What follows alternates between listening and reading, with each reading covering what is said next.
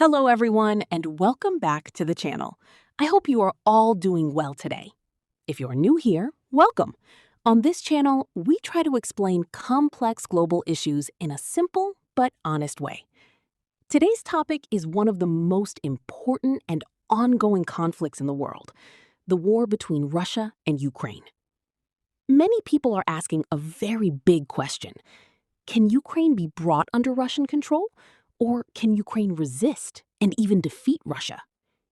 To discuss this deeply, I'm joined by David. David, welcome. Thank you, Emma. Hello, everyone.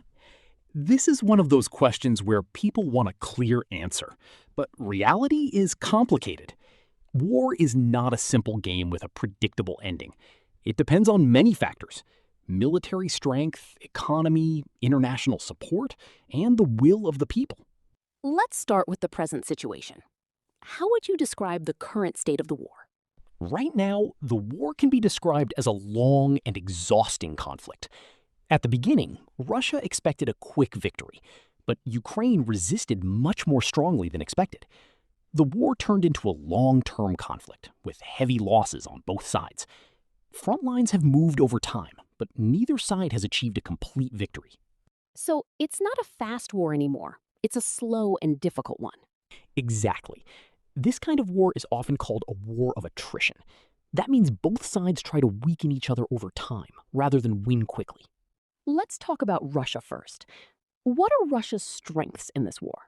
Russia has several important advantages: a large military force, significant natural resources, a strong defense industry, the ability to continue the war for a long time.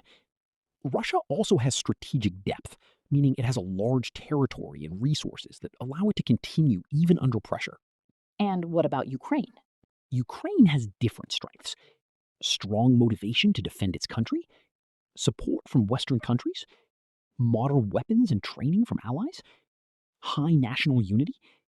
Ukraine is fighting a defensive war, and that often gives a psychological advantage. People are more motivated when they are defending their homeland. So both sides have strengths, but in different ways. Exactly. Russia has size and resources. Ukraine has motivation and international support. Now let's go to the main question. Is it possible for Ukraine to Exactly. Russia has size and resources. Ukraine has motivation and international support. Now, let's go to the main question. Is it possible for Ukraine to fall under Russian control? It is possible, but it is very difficult. To fully control Ukraine, Russia would need to defeat the Ukrainian military and also control a large population that strongly resists. Even if military control is achieved in some areas, maintaining long-term control would be extremely challenging. History shows that controlling a country where people resist is very costly and unstable. So, even if Russia wins battles, controlling the whole country is another challenge. Exactly. Winning a war and controlling a nation are two very different things. Now, let's look at the other side. Can Ukraine defeat Russia? That depends on what we mean by defeat. If we mean pushing Russian forces out of all territories, including disputed regions, that would be very difficult, but not impossible. If we mean simply preventing Russia from achieving its goals, Ukraine has already done that to some extent. Ukraine has shown that it can resist a much larger military force, which is already significant. So, victory can have different meanings. Exactly. For Russia, victory might mean control or influence over Ukraine.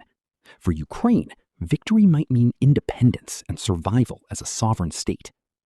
Let's talk about international support. How important is it for Ukraine? It is extremely important.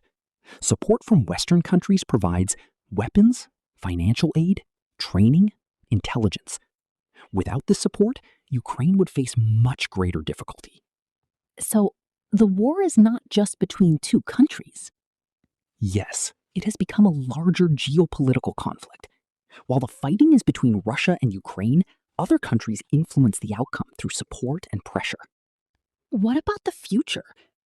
What are the possible scenarios from here? There are several possible outcomes. First, a long stalemate. The war continues for years without a clear winner. This is already happening to some extent. Second, a negotiated settlement.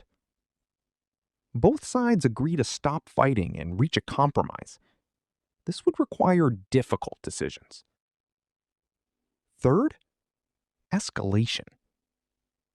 The conflict becomes larger or more intense, possibly involving more countries or stronger weapons.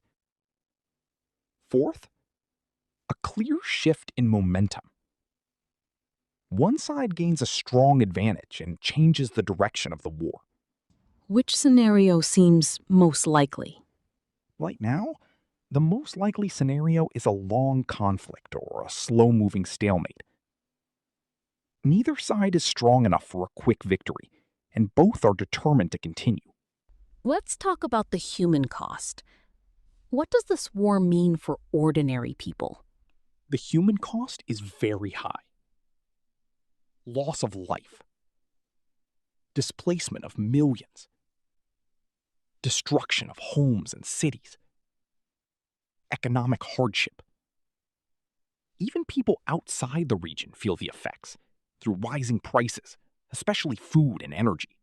So again, war affects everyone, not just those fighting. Exactly. Modern conflicts are global in their impact.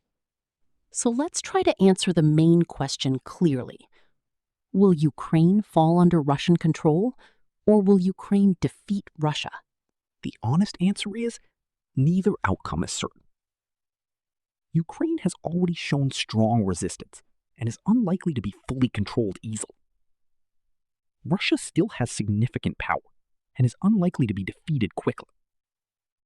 So the most realistic expectation is a long and complex conflict with uncertain results. So the real answer is uncertainty. Yes.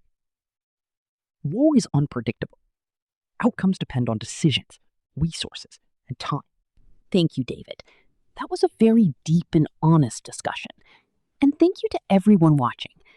If you found this helpful and want more clear and simple discussions about global issues, don't forget to subscribe to the channel. And don't forget to like and share.